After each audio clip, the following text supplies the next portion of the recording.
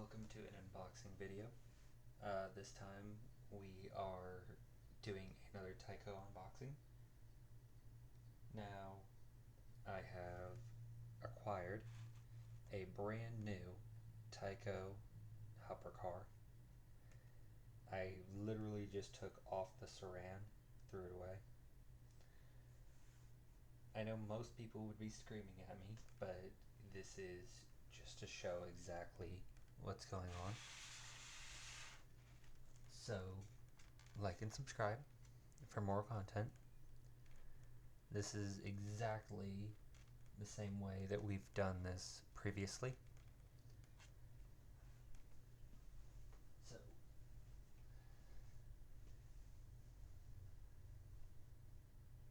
put something a little heavier on so I don't get burnt. Last time that I reviewed an operating accessory, I got burnt because the motor had failed. My hand brushed up against the side of the track and immediately it burnt like bad. And then it smelled smoke, so I just tossed it away. Oh, and you'll notice that I rebuilt that switch over there just for this. So, all tyco boxes seem to open the same way. A simple flip open mechanism.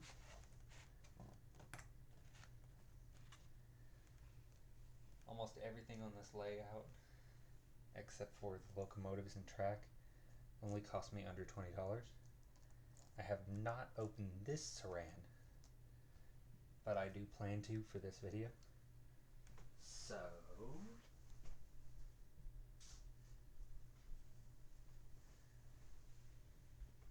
knife.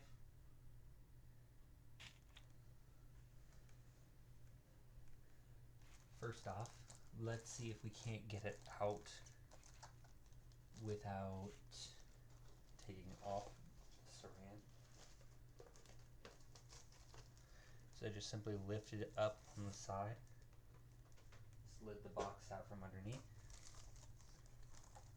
and this side appears to be completely undone besides a single piece of sticky tape. And that sticky tape has kind of amalgamated to the plastic, so we're going to slightly slit that and let it out. I can see coal leaking, which is kind of sucks. Brand new, by the way, so coal leaking out of the box is not a very good sign for me personally, that is. So, to start this off, move these out of the way real quick for this segment. I own a 3D printer, and I worked with the Discovery Center in my town. We printed up a bunch of Bachmann compatible plates. They're not super sturdy, as you can see, but they fit the exact track profile. So they can be locked into place just with regular Bachmann track. We're going to use this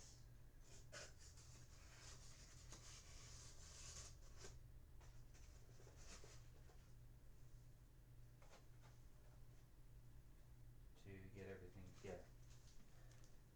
And because this is leaking, that means that the inside sealed packaging is, well, not sealed.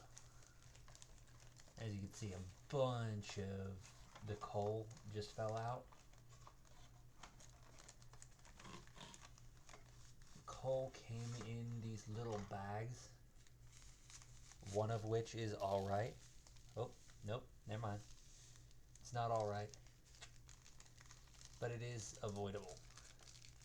So I'm going to close that up and set that to the side.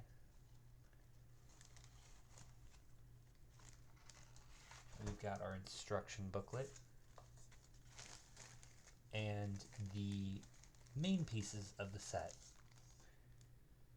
So these special pieces specifically are there to engage with the hopper car. The hopper car appears to be made out of metal with plastic wheels. So slowly, gently apply force.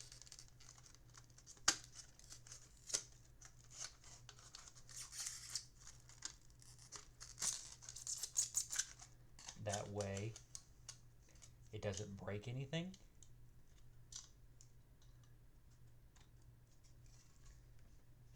Something I've always loved about tyco is its simplicity. It may require an oil or a free up, but this is all gravity. So if I flip it upside down and move it in position, these doors open and close with gravity. So I'll give that a good oil, a service. Move things out of the way here, and we'll begin laying out parts. But before we do, we're going to take a look at the instructions, just like always. The instructions are pretty basic. It shows a switch and a basic diagram.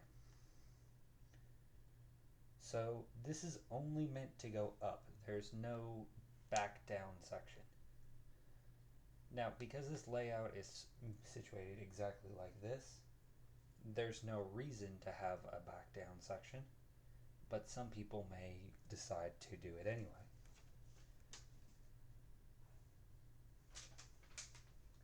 There is no instructions on the back, just this.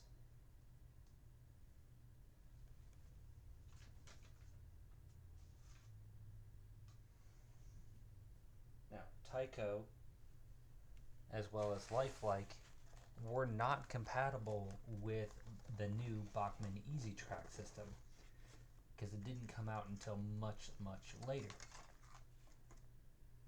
Here's the basic 3 9-inch. Wait a minute, is this 9-inch? Yep. There are 3 9-inch sections of track. I believe these are nickel silver, but it feels like steel. Now, we all know that steel track will rust. We move on to a specialized 6-inch piece with a hole in the bottom. This is specific to this set, and it makes the magic happen. So if I grab my hopper here and slide the hopper on the track, it's kind of sad that I can't build something that would just work on this. It has to be this specific accessory block. As the train pushes, assuming it's fully loaded and serviced,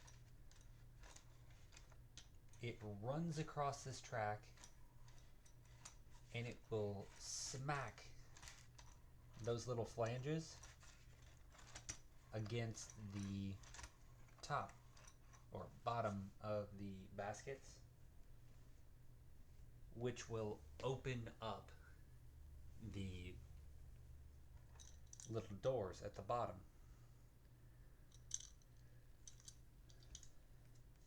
that in itself is very simple and very easy to understand. It looks like a couple things need servicing.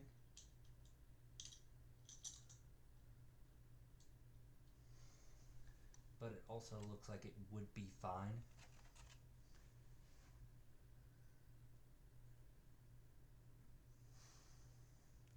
And just for my own curiosity, I'm going to look at this from the bottom real quick to see if there's anything that I can't troubleshoot immediately.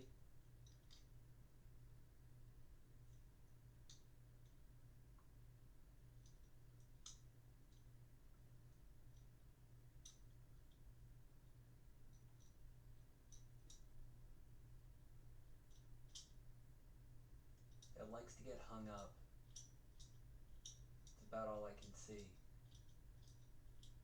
That said,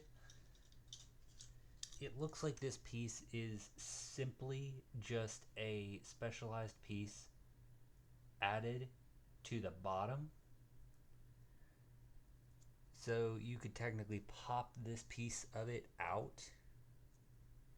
In fact, I believe, yep, I can just pop this specialized piece completely out. No force, no pressure or anything. And that's just the track piece. So I may just have to push it down a little bit in order to get it to seat again.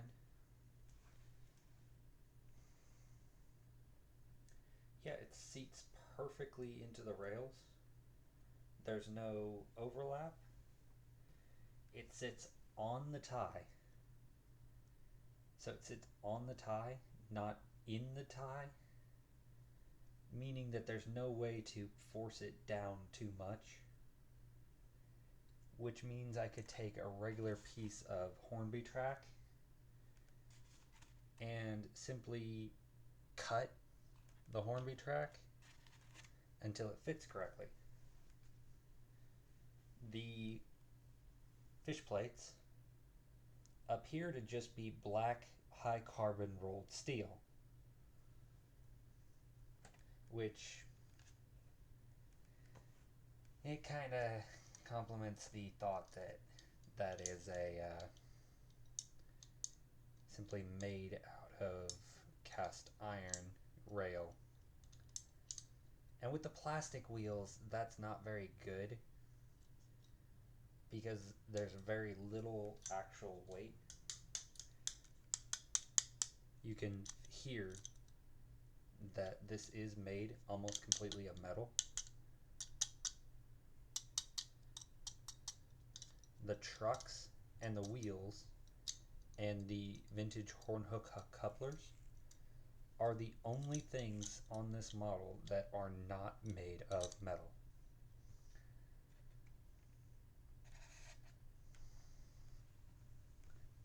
Moving on,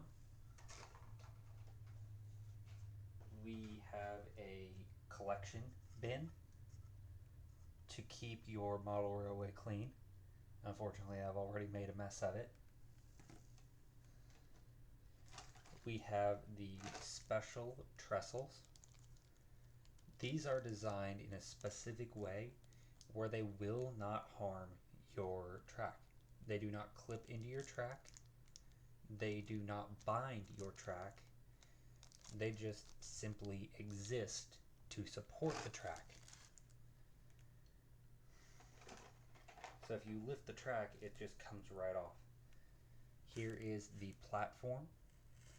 The platform is where this specialized piece sits. Very flush, might I add. It's nearly perfect in flushness. And the side rails. So with the side rails dismounted, I'm going to close up the original box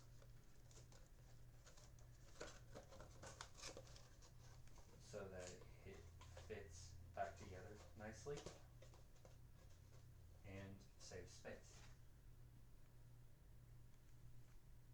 So if we look at our instructions though, there is no mention of this piece anywhere.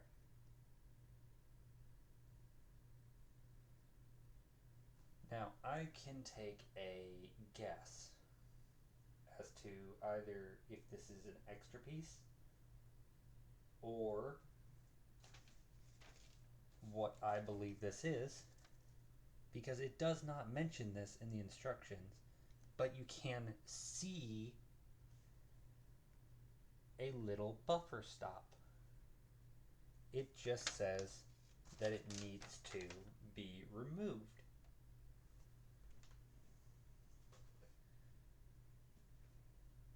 So we can simply take our fingers or a pair of pliers. In my case, I am going to use a pair of 3D printer / rail joiner nippers. These are old ones, they're not very sharp.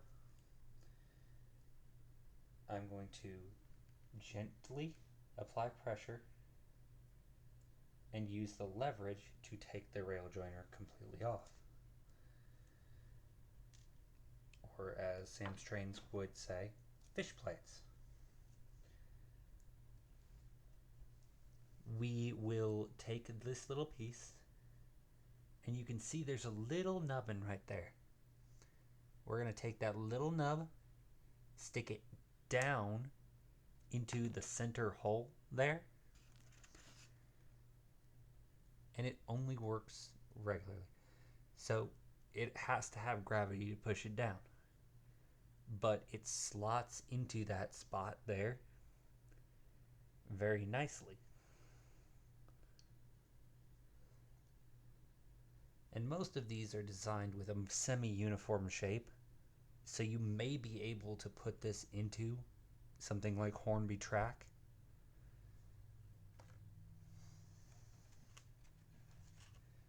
We're going to use this as our final, and we're going to begin our setup.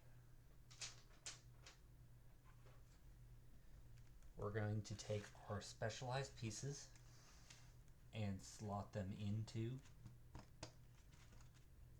the bottom here. It says Matura Coal Company in embossed writing. Trying to get the camera to focus there. Mantua Coal Company.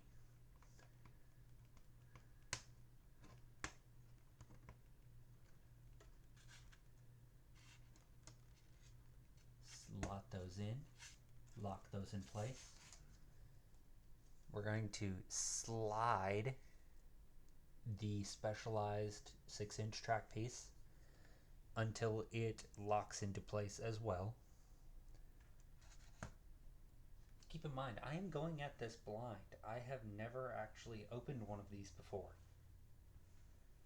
So this set is designed to sit just slightly above the container. That way you could have a conveyor belt going to a loading station. Like in our first video, the Tyco operating coal loading station, which is completely manual. I hold on here.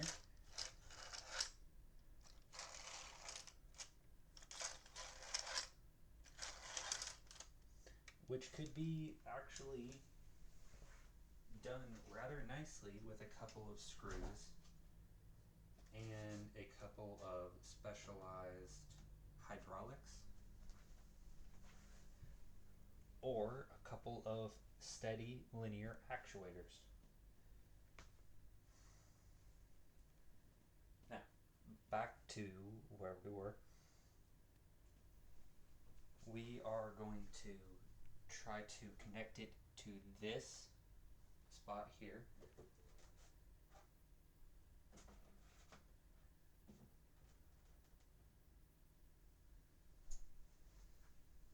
do so, we are going to look at our instructions real quick.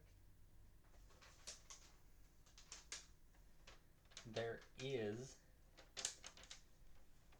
a special trestle piece that should be about 3/4 of the way. So we are going to use that special trestle piece in this stapled plastic bag. Just very carefully open that so that I don't get poked with a rusty staple.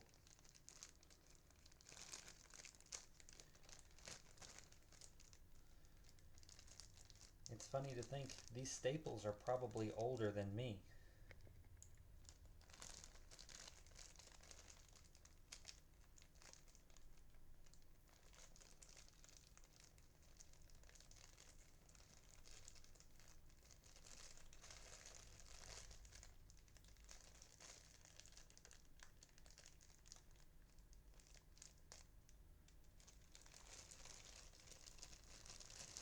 Alright, now that we have these out, we're going to start with the smallest one, but let's just road these out real quick. There are nail/screw holes in the bottom, so you can twist these in and out of a designated spot.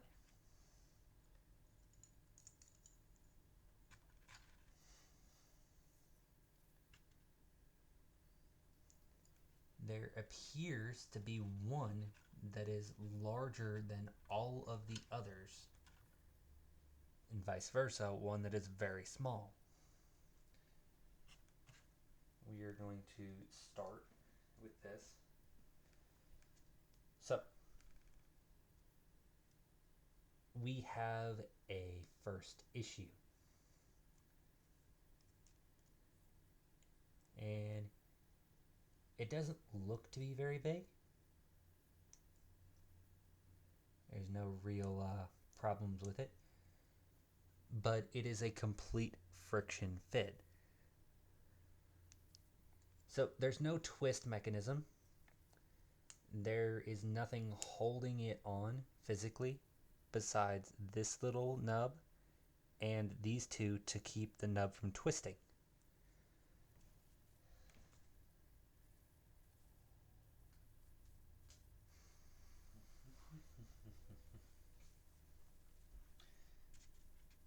I'm going to take the second biggest. Apparently the third biggest gets added midway through the last track segment, which I'm assembling off camera now, very gently.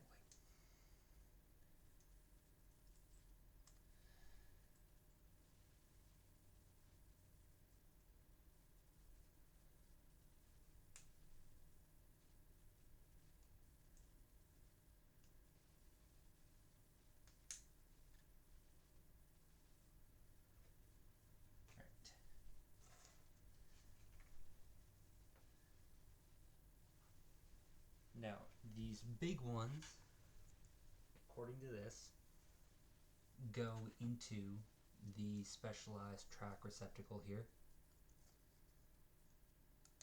which also seems to snap the track down even tighter to the frame.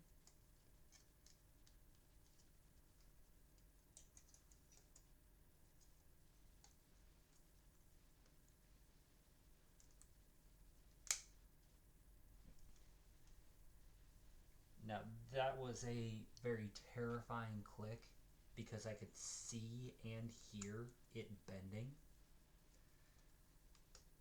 And Tyco has been out of business for quite a while.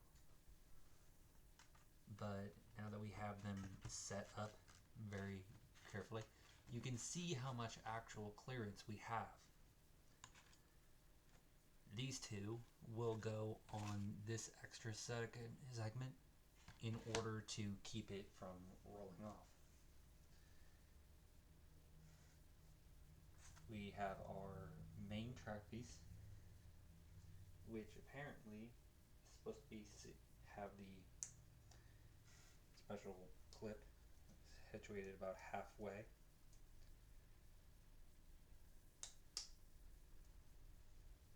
Now, we're gonna attach these slowly just to work out any possible kinks without bending our mid to high carbon rolled steel.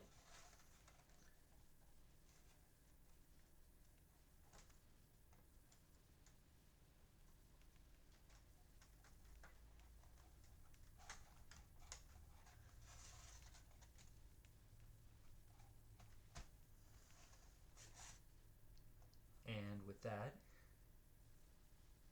our track is off the ground. So we're going to make a slight modification here. I'm going to move the initial down. We're going to move the first and second trestle pieces in slightly different areas. I will add my specialized track segment.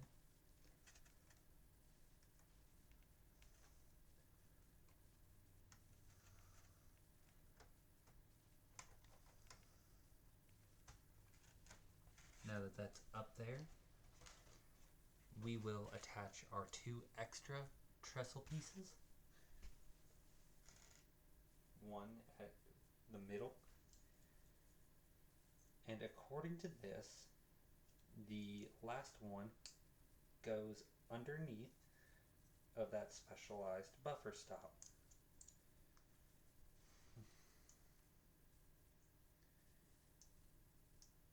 Which means that that locks it down into place even more. It seems that Tyco designed these pieces to be locked very tightly into place, even though they're supposed to be free floating compared to Lionel. Lionel in HO used brass track, and that brass track, like this, I have a specialized offloading section over here. That brass track is very famous for warping, tarnishing, but most of all, in my experience at least, is the trestles. My trestles seem to completely despise me.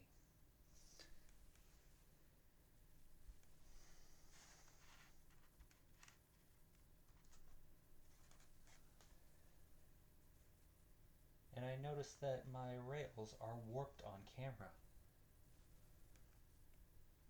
The special rails that I have.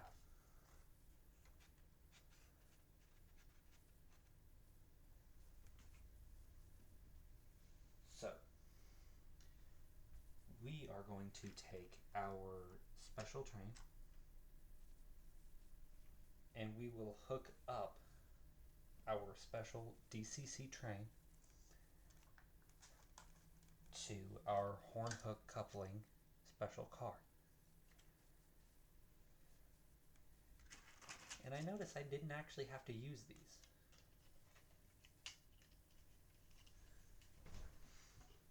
But we're going to be very careful for a derailment here.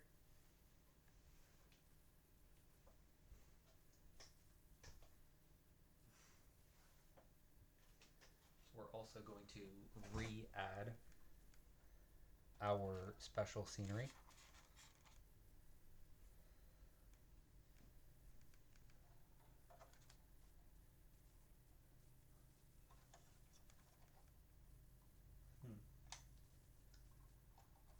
would honestly say that you would go better over here at the very beginning.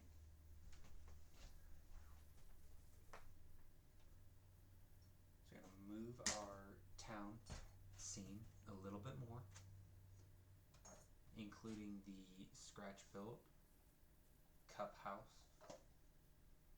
Who lives in a cup under the sea?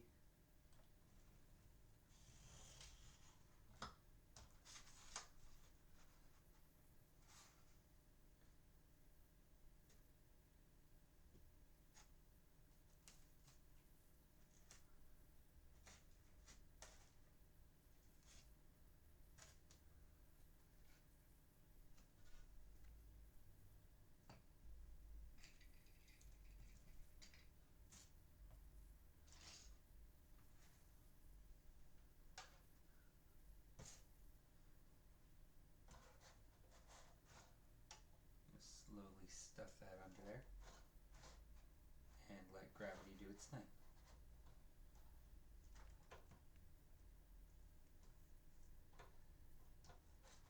So honestly, it looks like no matter what I do, this will be slightly off the ground. And I have a little trough from an old Lionel set that I believe would go perfect sitting over here at the end.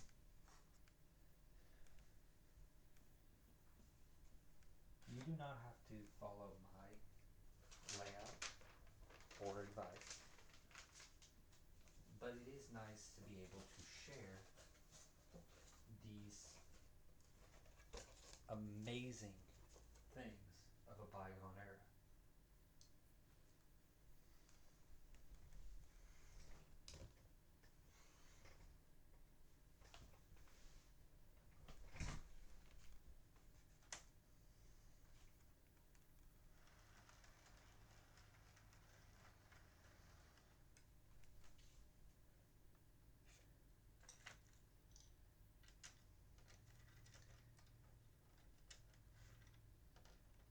And I understand why they didn't go with metal trucks, because metal trucks would make this model very heavy,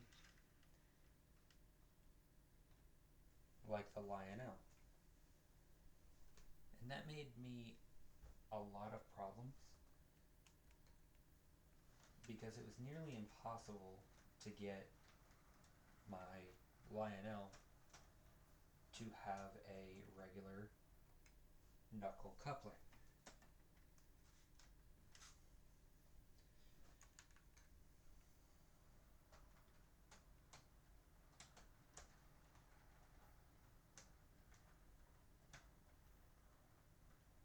This chassis system engine is going to be a permanent feature of my work related engines.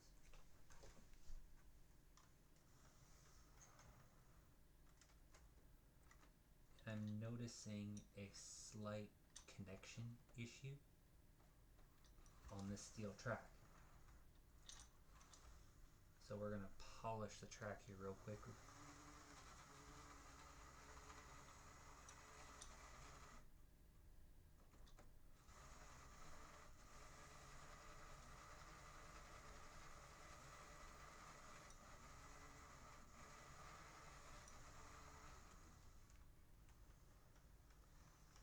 Pull that down.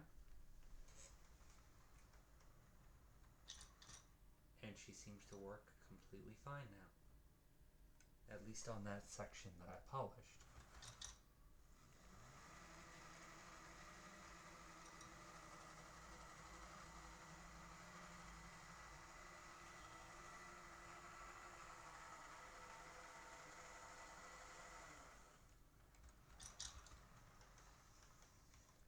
So, polishing steel rails does two very important things. Your wheels, which are a hardened steel, get time to absorb that iron and become a little bit more conductive. while it also takes any resin or oil or rust directly off of the rails.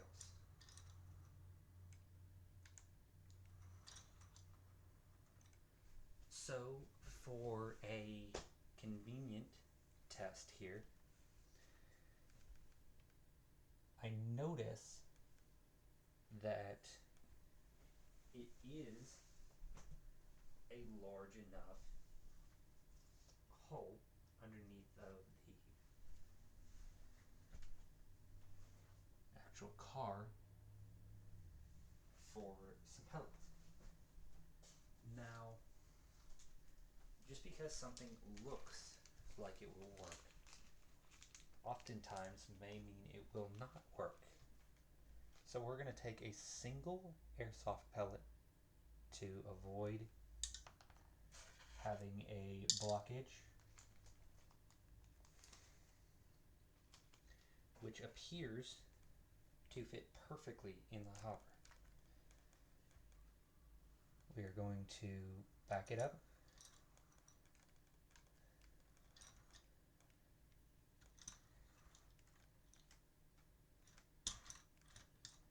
And with a little persuasion, meaning we need a little bit of oil, the car does indeed drop its load.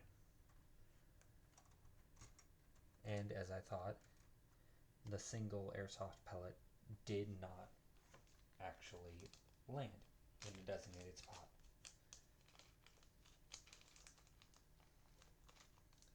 Now, this is my personal preference. Your personal preference may be different, but once the rails have been polished, I use a special substance called no oxide especial. Now, despite how that may sound, it is actually a conductive electrical grease. Don't want to put too much on there, but maybe just a little bit. Take a piece of tissue or a piece of the leftover paper or a old rag.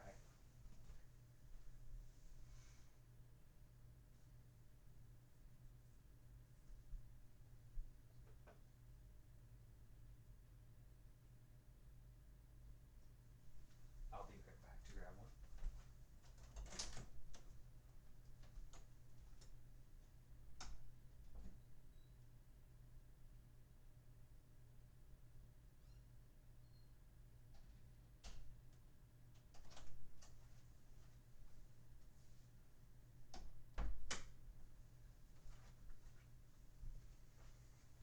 Fold your tissue several times until you have a stiffness that you want.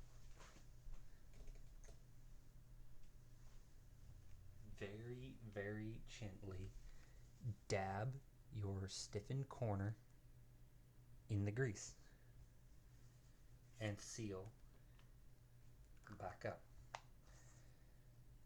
This stuff will last you almost a lifetime if you take care of it correctly. Using this grease, take your towel and gently smear it out till it's very thin,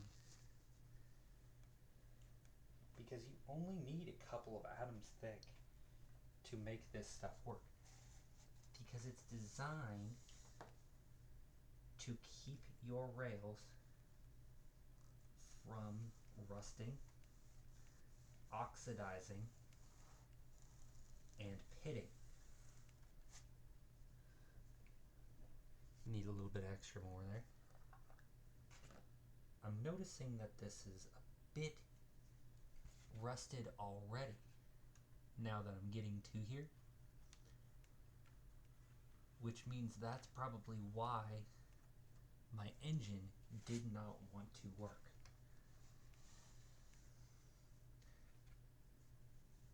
In this case, I'm going to take a light smear and gently work back and forth on the rail in areas that you feel resistance.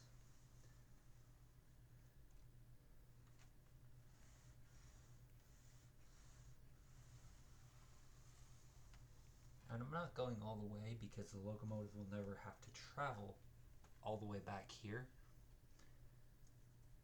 That said, I might as well gently wipe this area just in case I have to have a pull engine pull something up.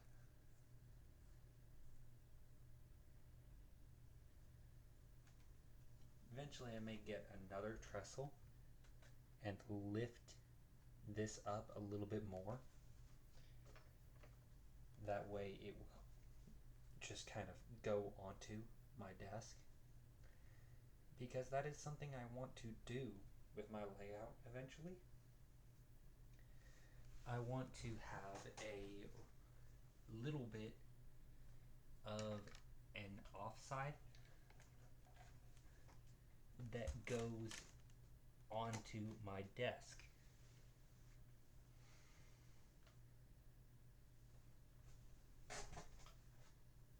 And I'm slightly worried over this coal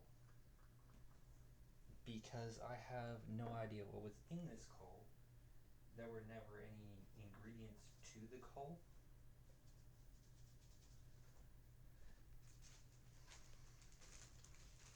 And the coal has been leaking during this video.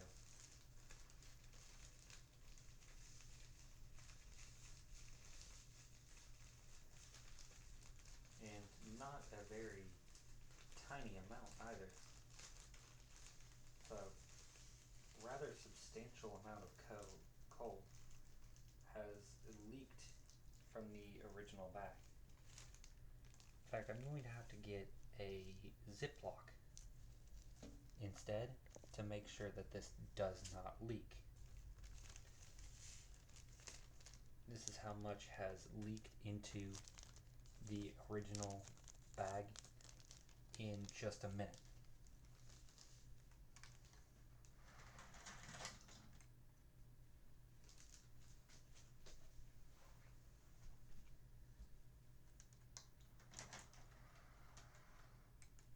My siding has failed me again. Now, this siding was built in, or should I say rebuilt, in 5 minutes.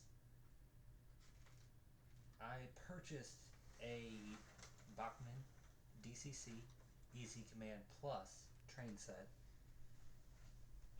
and the seller ghosted me afterwards. So the trains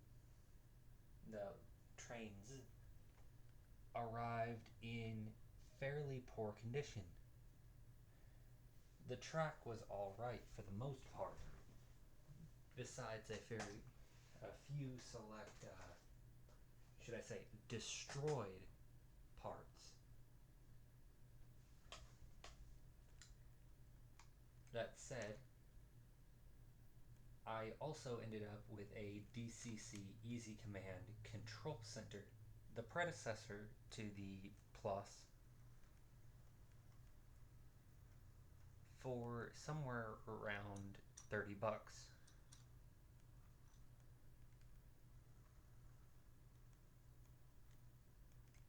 Now, that is an amazing deal, no matter where you ask.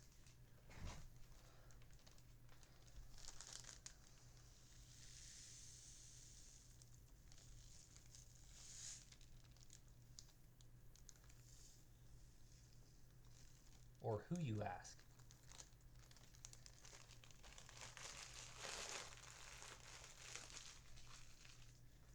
Now that I've got a little bit of this grouped up together, this appears to be blasting grit, sandblasting media.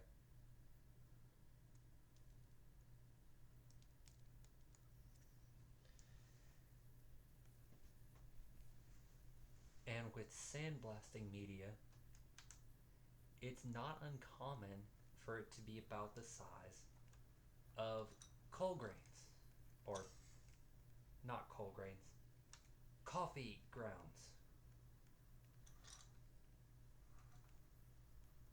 And indeed, the hopper did unload itself now that it had a little bit of weight on there.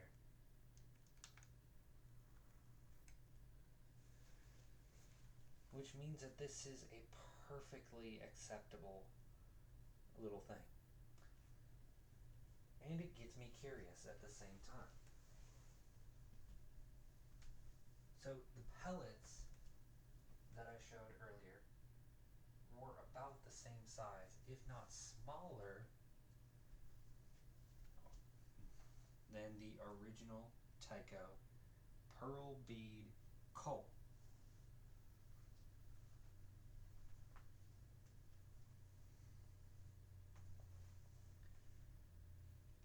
And now I wonder if I could find some of mine, because I know where they usually are. I just don't usually keep the original media in the coal cars. I could figure out exactly where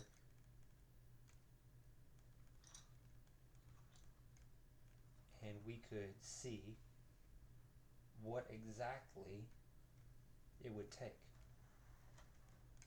Now, a fun thing that I love about this accessory in particular, on my final thoughts, is that it automatically does its job. So, for my other operating accessories, there is a button input on the Lionel, and the logging cabin off in the corner there, you can see it right about here, has two manual levers that must be pressed in order to activate it. Now, something that I am considering is putting a servo on there.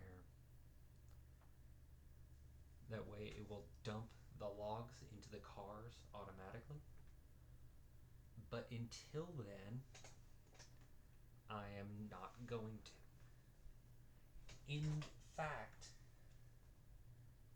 I give this car specifically, let me bring it a little bit closer.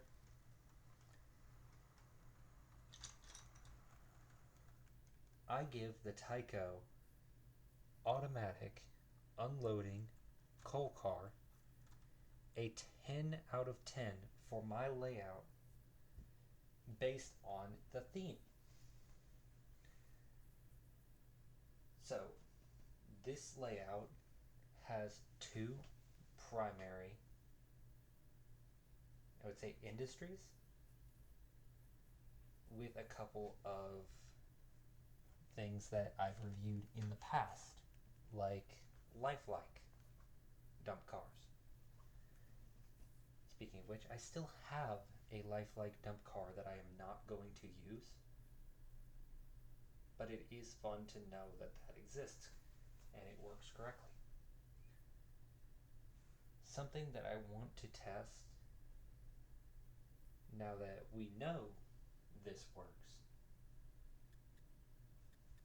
I want to test if it is backwards compatible with the original Tyco loading excavator set. So I'm going to grab a little bit of track, if I can find them straight.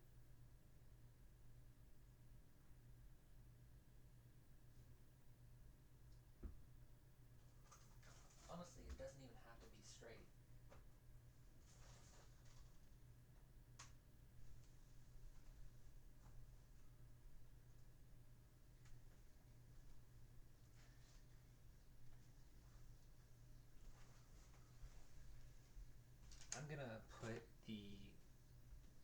lifelike dumping bin on the outside of this little piece. See if that still shows. Yes, it still shows. But I can't really get to it. Set that over there, like that, to where I can actually get to it, and to where it's not going to make a mess.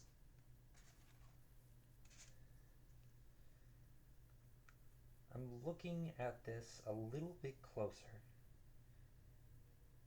and I believe it is, in fact, sandblasting media. That said, I also see pieces of straw in this media.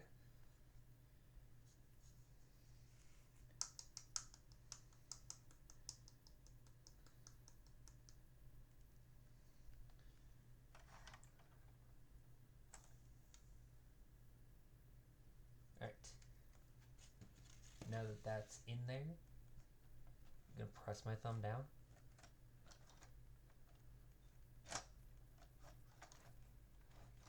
It seems to be working, but it throws everything everywhere. And it can only do a certain amount. So at a certain amount, it simply cannot hold anything less than a certain amount.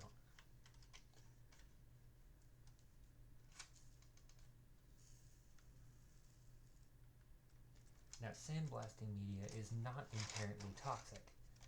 That said, for old equipment like this, I am terrified of it because it's meant to be grit. It is specifically designed, in most cases, to strip away at whatever it's being blasted at, or fired at, or even in close, maybe even medium proximity to, depending on the grit.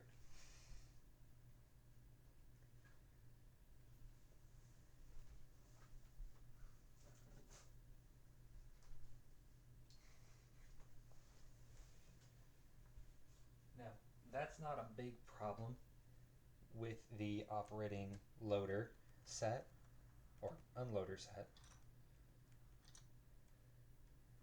Specifically designed, because it's specifically designed to simply fall through the cracks with no resistance. But on more complicated equipment, like the Lionel automatic dumping car, that can be a problem because it can work its way into the gear mechanism and strip it down over time.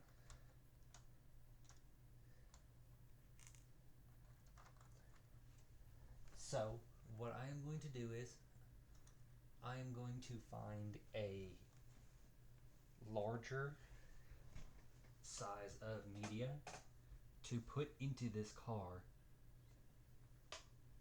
and just simply let it go.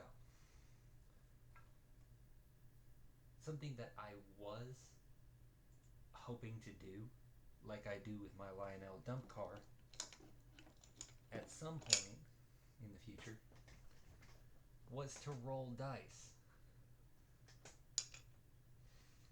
My Lionel dump car can do this no problem. It just, the dice are too big for any of my loaders. And with that, I am going to sign off for the night.